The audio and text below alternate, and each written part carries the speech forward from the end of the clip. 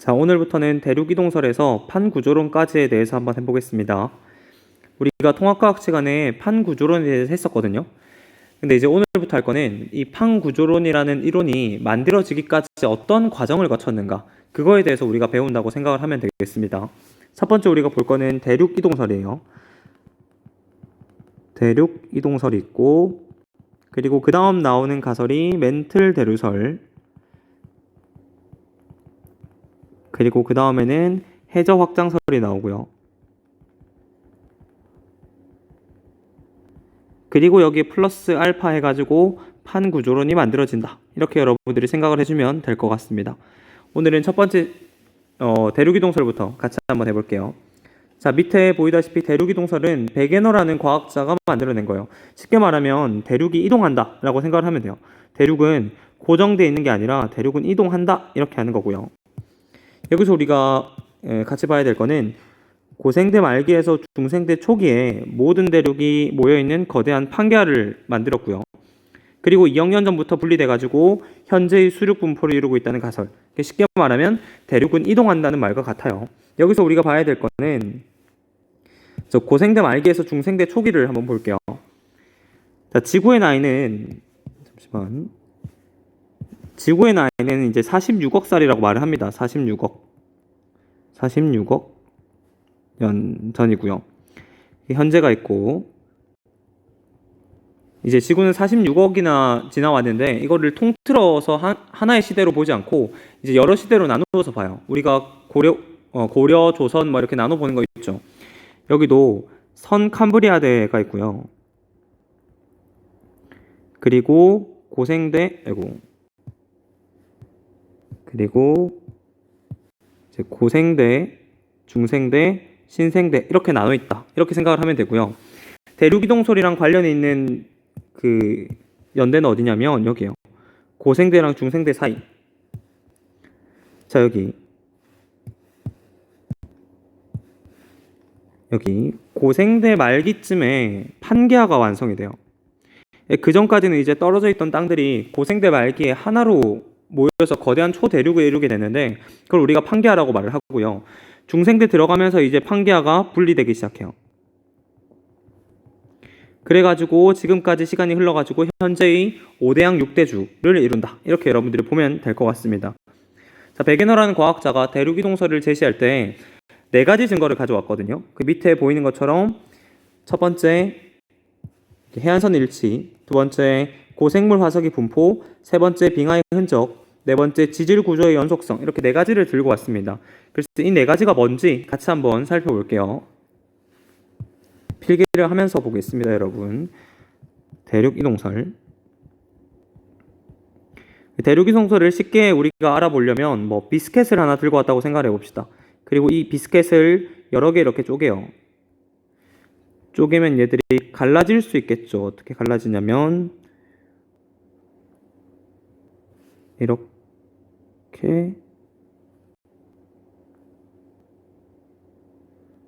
이렇게 여러분 갈라지겠죠. 4개로 갈라지겠죠. 자, 이렇게 대륙은 이제 모여있다가 지금 여러 개로 갈라졌잖아요. 그 말은 뭐냐면 대륙은 붙었다 떨어졌다, 그러니까 이동을 할 수 있다는 걸 의미를 합니다. 대륙이동설은 기본적으로 대륙이 이동한다는 걸 의미를 하고요. 베게너가 가져온 증거는 대륙이 이동했다는 증거를 가져왔다고 여러분들이 생각을 하면 될 것 같아요. 첫 번째로 대륙이동설의 증거는 해안선 일치입니다. 해안선 일치. 쉽게 말하면 대륙이 붙어 있다가 떨어졌기 때문에 여기서 보이다시피 이 경계와 여기 있는 이 경계를 붙이면 딱 붙을 것 같은 거죠. 이거는 연결했을 때 딱 붙을 것 같다. 이 말은 뭐냐면 옛날에 하나였다가 떨어졌다, 이렇게 말을 할 수 있는 거죠. 그래서 이걸 해안선 일치라고 말을 하고요. 실제 세계 지도상에서 보면 여기 잘못 그렸네요, 여러분. 어디냐면 그 남미를 말해요. 남미고요. 여기 이쪽에 이제 대서양을 끼고 아프리카가 있어요. 그래서 여기서 선생님이 말하고 싶은 부분은 여기겠죠. 여기 있는 이 선과 여기 있는 이 선을 붙이면 연결이 될 것 같은 거지. 그 말은 뭐냐면 이 두 대륙이 옛날에 하나였다가 떨어져서 현재의 대륙을 이루고 있다, 이렇게 말하는 것과 같아요. 이게 첫 번째 증거고요. 두 번째 증거는 고생물 화석의 분포가 있어요. 고생물 화석의 분포. 자, 고생물 화석의 분포를 한번 볼게요. 여기 보니까 어떤 고생물이 있다고 생각을 해봅시다. 그 고생물이 여기도 있고, 여기도 있고, 여기도 있고, 여기도 있고 이렇게 있다고 생각을 해보고 얘들이 지금 이렇게 발견이 된다고 볼게요. 자, 현재 와서 생각을 해보면 여러분 한번 생각을 해볼게요. 유럽이 있고, 유럽, 뭐 아시아, 아프리카 뭐 이렇게 있죠. 자, 얘들은 지금 각각 생태 환경이 다 다를 수밖에 없죠. 왜냐하면 위도에 따라서 받는 태양 에너지가 다르고 뭐 대기 환경 조건이 다르고 그렇기 때문에 얘들이 이 대륙에 가면 살 수 있는 생태 환경이 다를 수밖에 없어요. 자, 그런데 옛날 그 고생물 화석을 분포해 보니까 그 고생물 화석이 이 대륙에도 살고 이 대륙에도 살고 이 대륙에도 살고 이 대륙에도 살았더라 이런 증거가 나오는 거예요. 과학자들이 이제 멘붕에 빠지는 거지. 왜냐하면 이런 대륙이 지금 각각 다 다르기 때문에 살아오는 생태 환경이 다 다를 수밖에 없단 말이에요. 그런데 옛날에는 얘들이 다 옛날에 살았던 이 생물이 각각 대륙이 다 발견이 되는 거죠. 이걸 어떻게 설명해야 되냐면 여기 있는 생물들은 옛날에 하나의 대륙일 때 이렇게 막 이동해서 다녔다가 떨어져 가지고 지금 따로 발견이 되는 거다. 이렇게 설명을 하는 거죠. 이게 이제 두 번째 증거예요. 옛날에 붙어 있었을 때는 그 생물이 하나의 대륙에서 살고 있다가 대륙이 떨어지면서 각각으로 흩어지게 되고 그때 화석이 돼서 현재 발견이 된다. 이렇게 생각을 하는 거죠. 자, 세 번째로 갈게요. 세 번째는 빙하의 흔적입니다. 빙하의 흔적. 자, 쉽게 생각해 볼게요, 여러분. 빙하는 극지방에 있나요? 적도에 있나요? 극지방에 있겠죠. 자, 세계 지도를 한번 그려볼게요. 여러분들은 안 그려도 돼.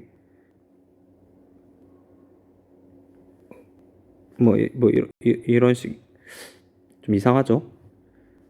이렇게 있다고 생각해 볼게요. 여기 유럽, 여기 아시아, 여기 아프리카, 여기 아메리카라고 했을 때 선생님이 적도를 이렇게 그릴게요. 이게 적도예요, 여러분. 적도를 기준으로 해가지고 적도 부근에는 빙하가 있을 수 있을까요? 없을까요? 없겠죠. 온도가 너무 높아서 있을 수가 없단 말이에요. 그런데 과학자들이 연구를 해보니까 여기에 적도 부근에서 빙하의 흔적이 발견되더라. 옛날에 빙하가 있었던 흔적이 발견되더라. 이렇게 과학자들이 이제 밝혀내요. 그러니까 얘들은 어디서 왔을까?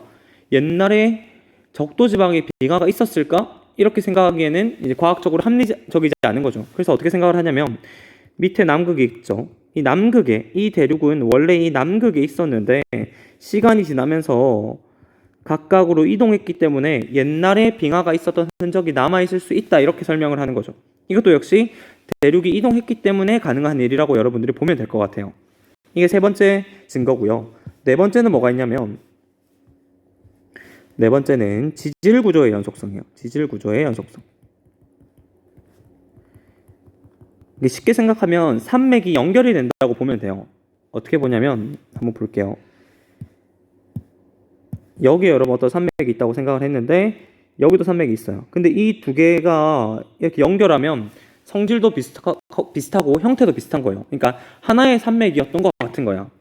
이거 어떻게 이럴 수 있지? 대륙이 떨어져 있는데 어떻게 이럴 수 있을까라고 봤을 때 대륙은 원래 붙어 있었을 때는 이 하나의 산맥을 만들었었는데 얘들이 분리돼서 이동하면서 산맥이 떨어진 거다. 이렇게 설명을 하는 거죠. 이것도 역시 하나의 대륙이었다가 여러 개 떨어져 있는 증거라고 볼 수 있습니다. 이게 마지막 네 번째 증거죠. 왼쪽으로 와서 학습지로 한번 볼게요. 학습지로 보면 이렇게 보이겠죠. 대서양을 사이에 두고 남아메리카 동해안과 아프리카 서해안의 해안선이 일치한다. 두 번째, 여러 대륙에서 동일한 종류의 고생물 화석이 발견된다. 세 번째, 빙하의 이동 방향을 역으로 추적해보니 빙하의 중심이 남극 근처에 위치한다. 네 번째, 멀리 떨어진 아메리카와 영국, 스칸디나비아 반도 산맥의 지질 구조가 연속적이다. 그래서 이 네 가지 증거를 딱 제시를 하는데 역시 받아들여지지 않습니다. 왜냐하면 여기 한계가 나와 있죠. 대륙이 이동하는 원동력을 설명하지 못했어요. 베게너가 들고 온 거는 대륙이 이동하고 있다는 증거를 가져온 건데 그러면 이 대륙은 누가 움직여? 증거를 가져오지 못하는 거죠. 그래서 이 대륙 이동설이 한동안 묻혀요. 그러다가 홈즈라는 과학자가 나옵니다. 그러면서 멘틀 대류설이 나와요. 같이 한번 볼게요. 자, 멘틀 대류설을 한번 볼게요. 방사성 원소 붕괴열과 고온의 지구 중심부에서 멘틀로 공급되는 열에 의해서 멘틀 상하부의 온도 차이가 발생하고 이로 인한 열 대류로 대륙이 이동한다는 가설, 이걸 우리가 멘틀 대류설이라고 말을 합니다. 쉽게 생각하면 지각을 움직이는 거, 대륙을 움직이는 거는 밑에 있는 멘틀이다, 이렇게 설명을 하는 거죠. 오른쪽에 필기를 하면서 같이 볼게요. 두 번째로 볼 거는 멘틀 대류설. 그림을 이렇게 그릴게요. 제일 밑에 핵이 있고요. 그리고 멘틀 있죠? 그리고 지각이 있습니다. 지각. 자, 이때 여러분 뭘 설명하고 싶냐면 밑에 있는 멘틀이 이렇게 대류를 해요. 올라갔다 내려갔다 이렇게 해요. 그러면서 여기 위에 떠 있는 지각들이 이동을 한다. 이게 멘틀 대류설이거든요. 자, 그러면 여기서 이 멘틀을 이렇게 대류시키는 힘은 뭘까를 생각을 해봐야 되는데 두 가지로 봅니다. 첫 번째는 지구 내부에서 나오는 열에서 나오는 열. 두 번째는 방사성 원소 붕괴열이 있어요. 원소 붕괴열.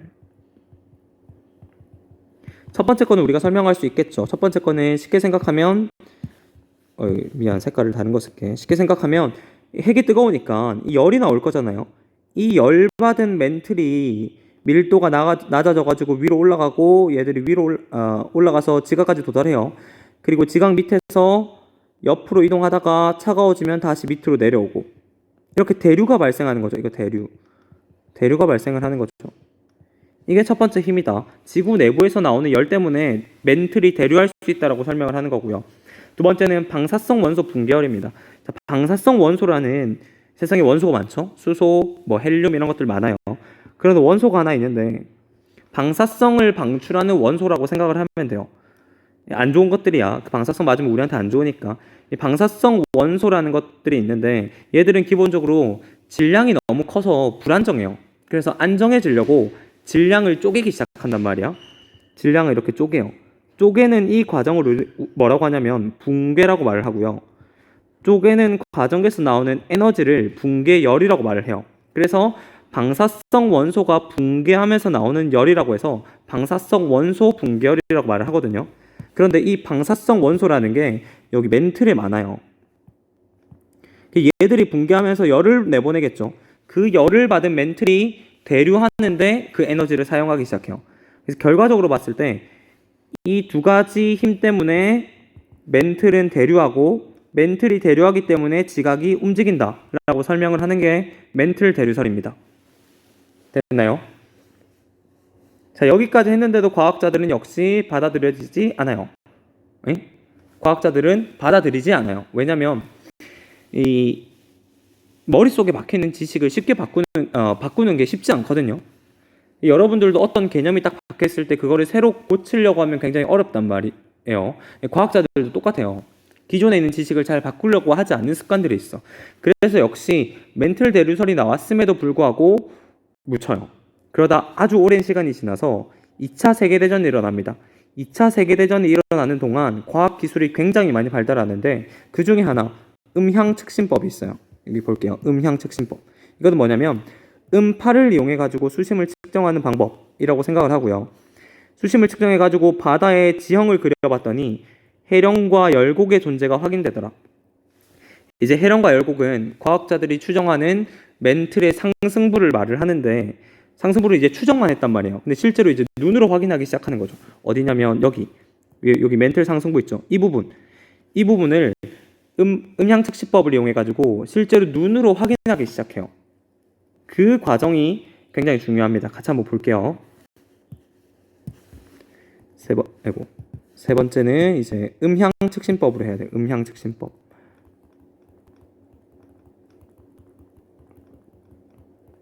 자, 쉽게 생각해서 여러분들이 여기 서 있고요. 여기 벽이 있다고 생각을 해봅시다. 여기까지 거리를 측정하고 싶어요. 어떻게 하냐면 여러분들이 벽까지 걸어가요. 그때 일정한 속도로 간다고 생각을 해볼게요. 속도로 걸어가요. 그리고 처음 시작했을 때부터 벽까지 도달했을 때 걸리는 시간이 있겠죠. 시간을 측정을 해요. 그러면 여기까지의 거리를 구할 수 있다. 어떻게 구하냐면 여러분 거리는 시간 곱하기 속도죠, 여러분. 그럼 여기서 봤을 때 여러분들이 일정한 속도로 갔으니까 얘 속도 얼마 나올 거고 걸어가면서 시간 측정했으니까 시간이 나오겠죠. 둘이 곱하기 하면 거리가 나오는 거죠. 다시 말해서 여러분들은 속도와 시간만 알고 있으면 거리를 측정할 수 있어요.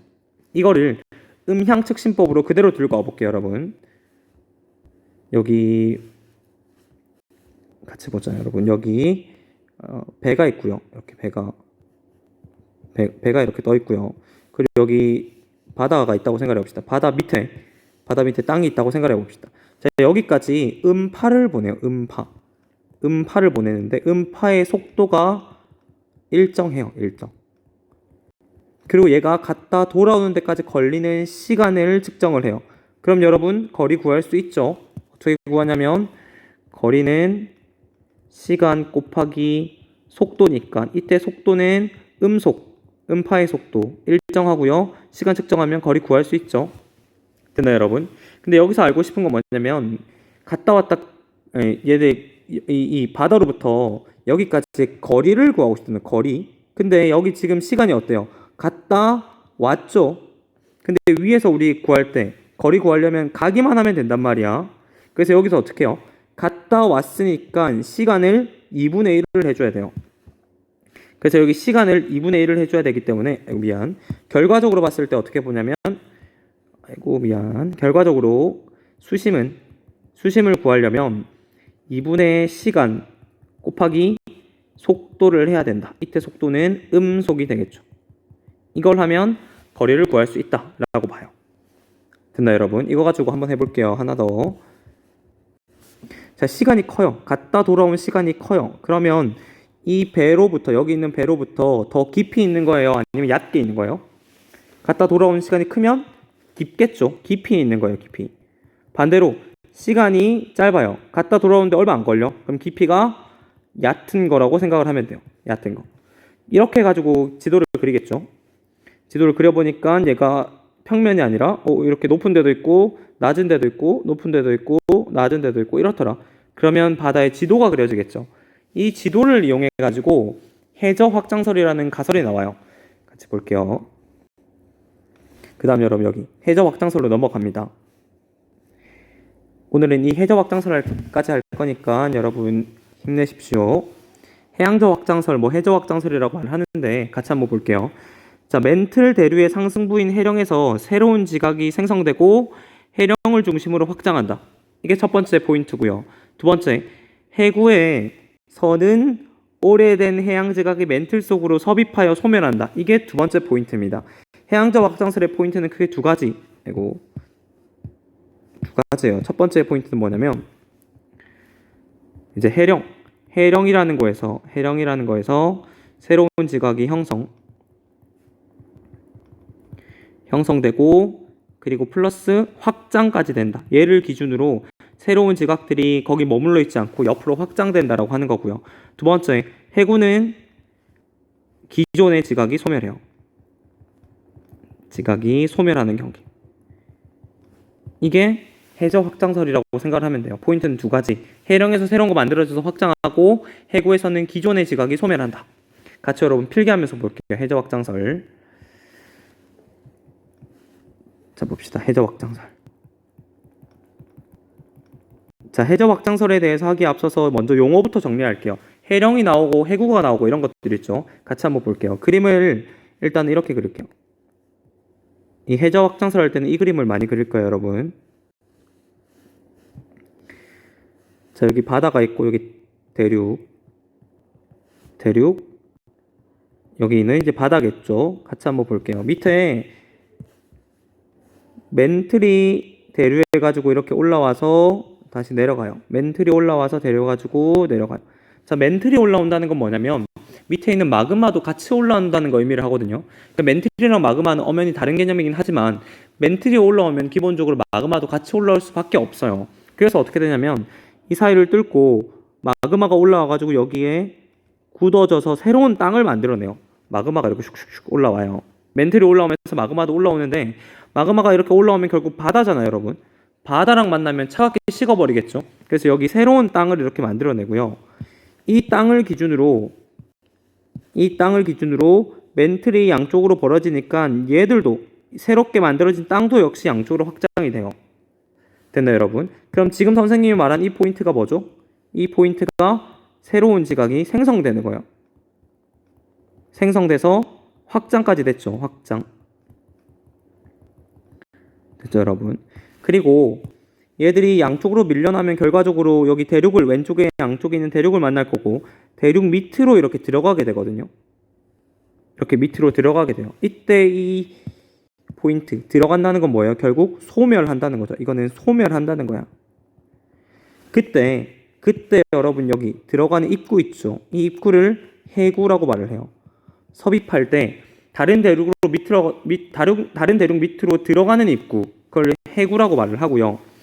여기 새로운 지각과 확장이 되는 이곳 여기서는 해령과 열곡이 만들어져요.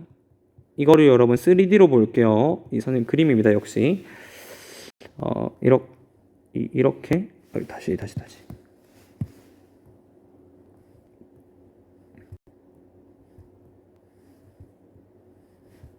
이렇게 된다고 생각할게요. 자, 밑에서 이렇게 올라오죠. 올라오면 이제 마그마가 이렇게 나와가지고 굳어요. 굳어져서 이렇게 산을 만들어내죠. 쉽게 생각하면 마그마가 올라오면 화산이잖아요. 기본적으로. 그러니까 옆에 산을 만들어낼 수밖에 없어요. 선생님이 체크한 이 부분 있죠. 이 부분에서는 지금 마그마가 올라와서 양쪽으로 지금 흘러내려가요. 그러면서 굳어가지고 자연스럽게 산을 만드는데 이때 양옆에 이 산맥이 만들어져요. 산맥이라는 거는 산이 길게 연결된 거. 그래서 여기서 만들어지는 해저 산맥이 있는데 이 해저 산맥을 우리는 해령이라고 말을 해요. 해령. 됐나요? 그리고 두 번째는 여기 마그마가 나온 입구. 선생님이 체크한 부분 있죠. 마그마가 나오는 입구를 열곡이라고 말을 해요. 그래서 결과적으로 보면 여기서 말하는 해령과 열곡은 새로운 지각이 만들어지는 것과 관련이 있고요. 선생님이 아까 설명한 해구는 기존의 지각이 소멸하는 것과 관련이 있다. 그렇게 여러분들이 생각을 해주면 될 것 같아요. 됐죠? 그럼 본격적으로 해저 확장설을 좀 더 자세히 해볼게요. 자, 이렇게 말을 하고 나니까 이거를 볼 수 있죠.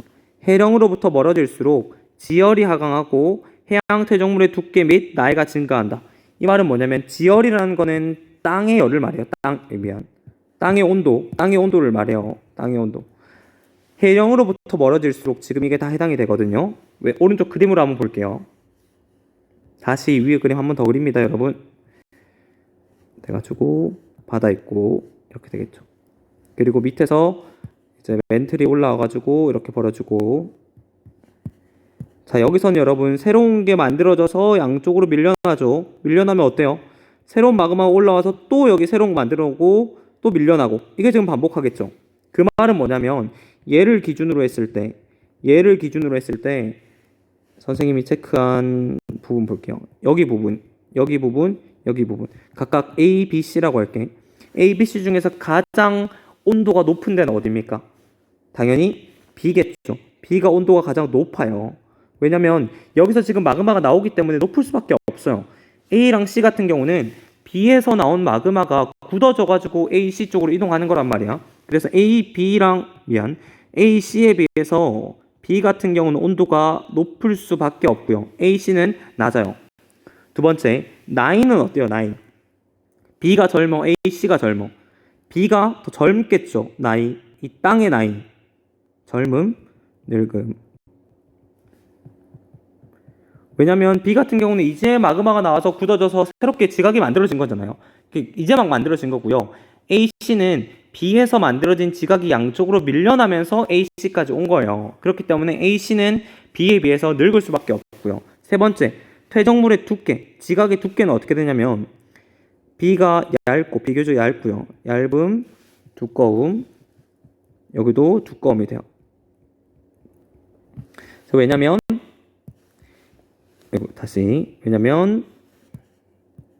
다른 색깔로 할게요. B에서 새롭게 만들어졌죠. 그래서 양쪽으로 밀려나는데 B에서 새롭게 만들어 놔가지고 AC 쪽으로 밀려나면 AC 쪽에는 계속 쌓여요. 그러다가 너무 많이 쌓이면 얘가 이제 이렇게 밑으로 들어간단 말이야. 그렇기 때문에 B보다는 AC가 두껍다 말이 되겠죠. 그래서 이 해령을 기준으로 지금 양쪽이 나타나는 게 데칼코마니처럼 같다. 그렇게 여러분들 생각을 해주면 될 것 같고요. B와 AC 사이의 차이점을 여러분들이 잘 이해를 하면 됩니다. 계속 가볼게요. 해저 확장설도 역시 가설이기 때문에 증거가 필요합니다. 크게 네 가지가 나와요. 첫 번째는 고지자기 줄무늬의 대칭적인 분포, 두 번째는 변환 단층의 발견, 세 번째는 해양 지각의 나이와 퇴적물 두께의 분포, 네 번째는 섭입대 주변의 지진의 진원 깊이 분석인데 4번부터 여러분 할 겁니다. 해저 확장설의 증거 4번. 이거 미안. 4번 섭입대 주변의 지진. 주변의 진원 분석을 할 겁니다. 진원이라는 거는 지진이 발생한 지점을 말해요. 지진이 발생한 지점. 그림을 그릴게요. 아까 그 그림 있죠? 이렇게 하고 이렇게 멘트를 이렇게 올라오고 이 선생님 왼쪽은 일부러 안 그렸어요. 같이 볼게요. 자, 섭입대 주면 이 섭입하는 이 부분에 지진이 어디에서 일어나는가, 어디 깊이에서 일어나는가를 측정해 보니까 이렇게 나와요. 여기. 지금 어떻게 되냐면 지금 갈수록 깊어지죠. 자, 지진이 이렇게 갈수록 깊어지는 이유는 뭘까? 그 이유는 이렇게 설명을 하죠. 여기서 나온 지각이 여기는 대륙 밑으로 들어가는데 들어가면서 이 대륙과 만나겠죠. 마찰이 일어나겠죠. 그러면서 지진이 발생을 하는데 대륙 밑으로 들어가면 들어갈수록 지진의 깊이가 점점 깊어질 수밖에 없다라고 설명을 하는 거죠. 됐나요? 지금 여기서 우리가 해저 확장설이 가지는 네 가지 증거가 의미하는 게 뭐냐면 위에서 이거예요. 새로운 지각이 만들어지는가, 확장이 되는가, 소멸하는가를 증명하면 돼요. 근데 네 번째는 뭐예요, 여러분? 소멸을 증명하는 거죠, 소멸. 다시 말해서 여기서 새로운 게 만들어져가지고 양쪽으로 밀려나서 이 밑으로 들어가기 때문에 여기서 발생하는 지진이 여기 점점점 깊어진다. 이렇게 설명을 하는 겁니다. 소멸하기 때문이라고 말을 하는 거죠. 됐죠, 여러분? 그 다음 3번. 3번은 아까 했었죠. 해양 지각의 나이와 퇴적물의 두께 분포, 해령을 기준으로 멀어질수록, 대칭적으로 멀어질수록 나이와 두께가 증가한다. 이건 했었고요. 3번 볼게요. 2번. 변환단층의 발견을 볼게요. 변환단층의 발견. 2번. 변환단층의 발견. 변환단층이라는 건 뭐냐면 단층이라는 건 땅이 끊어진 걸 말해요. 땅이 끊어지는 거. 근데 변환단층이라는 거는 여기 예를 들어서 끊어진 땅이야. 변환단층이라는 건 단층을 기준으로 위에 땅과 밑에 땅이 서로 어긋나야 발생하는 단층이 변환단층이에요. 이거를 해령이랑 연결시킬 겁니다. 전 세계에 있는 해령을 분포를 조사해 보니까 해령이 일직선으로 연결이 안 돼 있고요. 이렇게 뚝뚝 끊어져 있어요. 이렇게. 여기서 확장하겠죠. 자, 그때 여러분들이 유의있게 봐야 되는 건 어디냐면 해령과 해령 사이 여기입니다, 여러분. 지금 해령과 해령 사이는 지금 위에 땅과 여기는 위에 땅과 밑에 있는 땅이 서로 어긋나고 있죠. 얘를 기준으로는 얘는 어긋나고 있죠. 얘도 역시 어긋나고 있죠. 그 말은 뭐냐면 해령 사이사이에는 지금 여기 변환단층이 보이고 있다라고 설명하는 거예요. 과학자들이 생각을 했지. 어떤 생각을 했냐면 볼게요. 여기 변환단층이 왜 만들어지지? 변환단층이라는 거는 서로 어긋나야 만들어지는 건데 그 말은 뭐냐면 여기 있는 이 해령들이 지금 확장하고 있기 때문에 여기에서 지금 변환단층이 나오는 거야 라고 설명을 하는 거죠. 해령에서 확장하지 않았다면 선생님이 체크한 이 부분에 색칠을 해버렸네. 이 부분에는 변환단층이 나오면 안 되지. 그런데 얘들이 확장하기 때문에 변환단층이 나온다라고 설명을 하는 거죠. 됐나요, 여러분? 자, 그래서 2번 같은 경우는 지금 해령에서 나온 것들이 확장하고 있다라고 말하는 것과 같아요. 됐죠? 3번은 이제 생성하고 확장하고 있다라고 하는 말과 같고요. 1번으로 갈게요. 고지자기 줄무늬의 분포. 이게 이제 조금 어려운데 같이 한번 볼게요. 1번. 고지자기 줄무늬의 분포. 1번